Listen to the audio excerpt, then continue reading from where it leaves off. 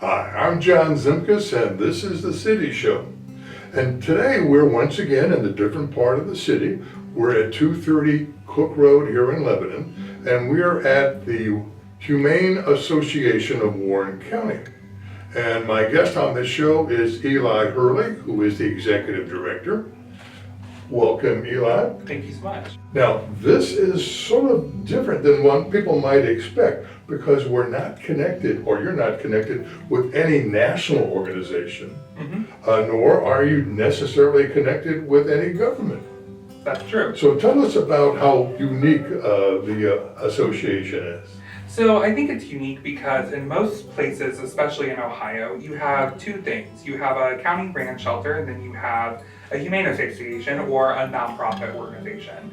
And they typically work together with the animals in the county. Here in Warren County, we are the only shelter and adoption center in the county, but we are not county affiliated. There are lots of private rescues that are foster based that are here, but we're the only one that has a physical building. Now, you're a nonprofit, you said, right? Yes. Okay. But you do have some connections with government and other things, like the dog warden has somewhat of a relationship with you. Yeah, so the dog wardens handle all of stray dogs and dangerous pets as well. And they don't have their own facility. So they contract with us. They have a small service contract with us, and they have an office here in the building. And then they hold their pets here for 3 days before they become our property. And then we do the adoption process after that. Is there anything else different about how the association is run here compared to a government shelter? I think it's really important when we talk about sort of the big question, which is euthanasia. It's, a kill versus no kill shelter. So because we're not government affiliated, we have no timelines. We can keep our pets for as long as we want. We have no breed restrictions. We can have any breed of pet that we need here to adopt out. A lot of county shelters are kind of beholden to certain timelines. We don't have those. Now, euthanasias do sometimes happen here, but it's only for things like severe illness or severe aggression. Okay. Now, how many animals do you normally keep at one time? So we typically, if we had one per kennel, we could hold up to about 150 dogs and about 200 cats. I try to keep us somewhere between 60 and 80% capacity. Because we are the only shelter in the city or in the county, we're a part of a lot of natural disaster plans. So at any moment, I could close down all of our portals and all of our doorways and double or triple the amount of pets that I have here at the facility. Now, how frequently does a veterinarian come visit the society here? So we actually employ a veterinarian here. So we have him here for 4 days. So not only does he see our pets and take care of them, but we also run a low-cost spay and neuter clinic here for the public, as well as TNR days for stray cats. Now, the animals, do they have their own little cage? Are they by themselves? Or is there a community cage? Yeah, so we have a couple of community rooms. So for example, kittens and things like that might be in a room together or in a couple of kennels together that have portal doors. But each dog, unless they're a bonded pair, gets their own kennel. And most of the time they'll get both a front and back. We don't have any kennels that open up to the outside, but we do have a sort of quote front and backyard for them. So they get a double-sided kennel. Where do the animals come from? They come from all over. So, of course, the strays from the dog wardens come in, but we also take in owner surrenders and things like that from bad situations and otherwise. Now, is your main purpose to try and find homes for these animals? Yes, our main purpose is, of course, to adopt out the pets that we have here. Save any pets from abuse or neglect situations and truly educate the public. Now, we're actually in a get acquainted room.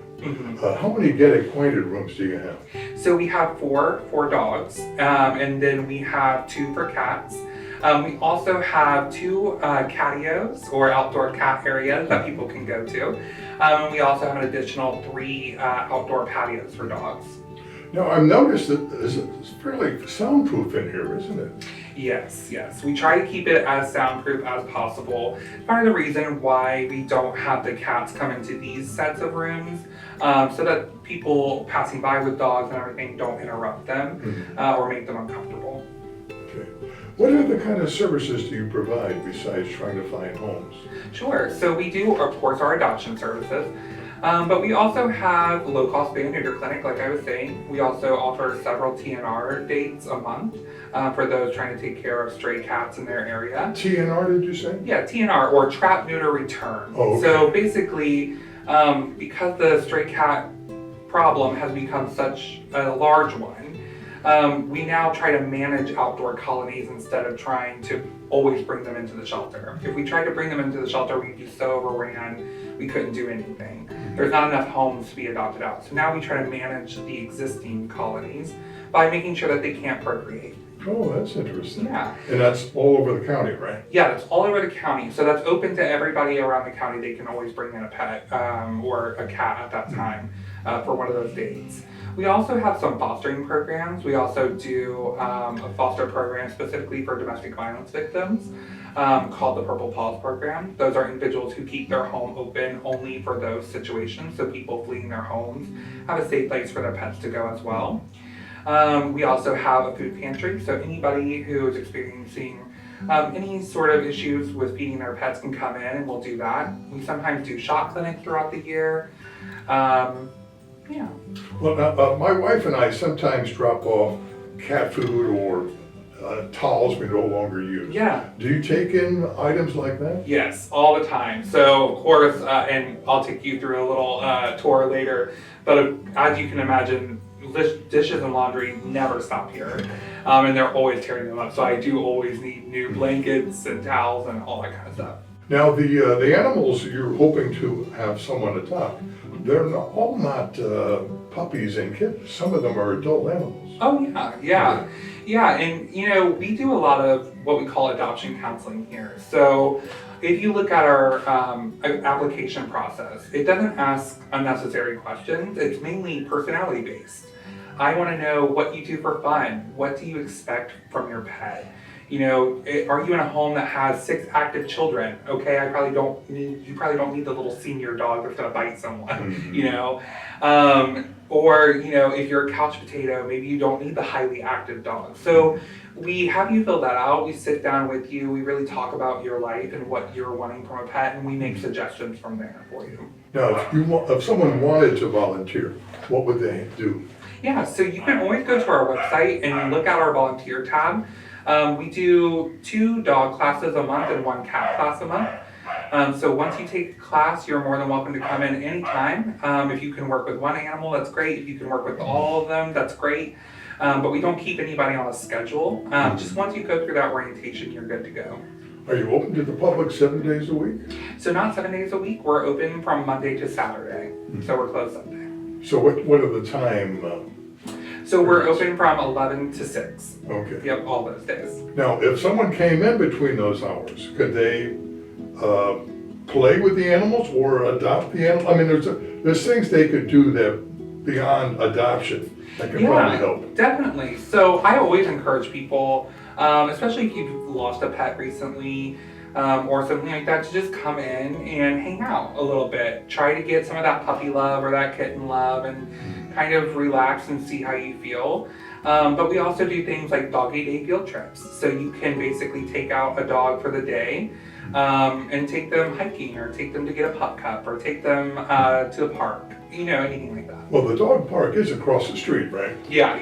Do you utilize that quite a bit? We don't really utilize it too often, only because we know all of our pets here are vaccinated fully and everything like that. You never know when you're out at a dog park, especially because once they get so far away from you, I can't run that fast to catch them. So I prefer to keep them on leash and around me. No, that's an interesting point. The animals here are vaccinated and are, for the most part, pretty healthy animals. Mm-hmm. So you know what you're getting. You're getting an animal which has been cared for and has been checked out medically. Yeah. So all of our, with our adoptions, we have the spay or neuter surgery is included.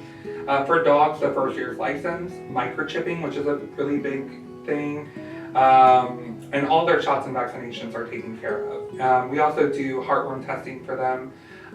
For cats, we do the same exact thing. They don't require a license through the state, but we do feline leukemia and AIDS testing for them as well. So the licensing of dogs is done here? Yes. Now, you do have a dog warden. Now, that is an employee of the county, correct? Yes. Mm-hmm. And although you have a working relationship with them, there's also, was it the animal resource person for several counties were telling me earlier? Yeah. So you have a couple of different things that kind of govern animals in the county, right? So we have the game warden. He handles game such as foxes and raccoons and things like that. We also have the dog wardens, and like I said previously, they do dogs, stray dogs, and dangerous dogs. Mm-hmm. And then we have the humane officer, and the humane officer handles everything else. So all the farm animals, everything like that, she handles those sort of abuse and neglect cases. Do you ever have a farm animal come to the shelter here? Yes. So we try to work with a lot of different farm rescues and things like that because, again, this is not the facility for a farm animal. So we try to keep them, if we do have to keep them, it's for a very short period of time. What about wild animals, deer or coyotes or anything else, or rabbits? They ever brought here? Yeah, so sometimes they are. Now that goes underneath the game warden for him to handle. But oftentimes we've been here 53 years now. So through that, we've created a lot of partnership with a lot of different rescues. So Joanne, our humane officer, and myself, we've gone on several rescues to get, an owl or something, and we'll take it to Glen Helen or something like that.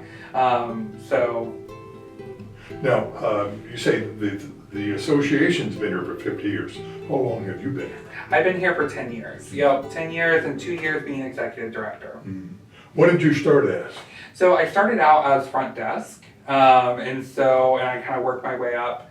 Most recently, I was in social media and marketing, and then I went to directorship. Community involvement. How can are there activities which you set up which the community can be involved with, or are there fundraisers? Because this is nonprofit, so you actually need to have the money constantly come in. Yes, so we're always very active on our Facebook page, so you can see any of our events that we're going to have there.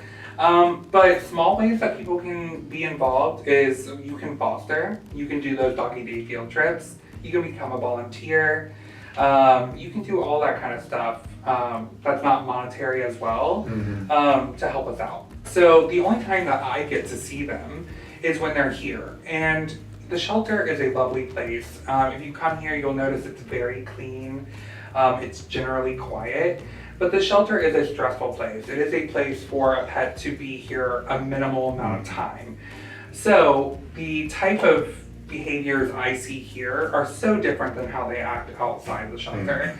So by taking a pet on a field trip, you can tell me if a dog does really well in the car, or maybe they don't like vanilla ice cream, or maybe they like, to play fetch or something like that, something I'm not going to see. So when you come back, you get to fill out a little paper that tells me everything about them. We have a grand dog, and my grand dog, Sweet Thing, hates driving a restaurant people from the window for some reason. We didn't know that until we picked up some hamburgers someplace. Well, we try to provide all that information to the adopter. It's so much easier when you're adopting a pet. It's kind of hard. You don't know what you're going to get, right? You don't know what their past is. It's hard to tell what's going to happen. So the more that I can tell you and the more that you can be prepared for something, the easier it is for you to deal with inside of your home. So we try to give everybody as much information as possible. What range of time do animals normally stay here?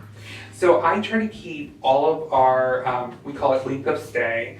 I try to keep all of that under 30 days. If it's under 30 days, we're doing pretty good. Is there anything you would like the viewers to know about your facility here at 230 Cook Road? If the only thing stopping you, you're trying to be a responsible pet owner, and you just, got laid off from your job and you feel like you can't feed them, let us feed them for, a little bit while you get on your feet. If, they need some antibiotics or something like that because they have some congestion and you can't afford that care, come to us, let us try to help you, that kind of thing. Oh, that's great. I mean, you have, when we started this, we talked about how unique the Humane Association of Warren County is. And it really is for all the things it provides, not only for the pets, but for the pet owners. Yes, yes. Thank you so much, Eli. Thank you so much. Well, that's it for today's show. I'll see you around town. You take care now.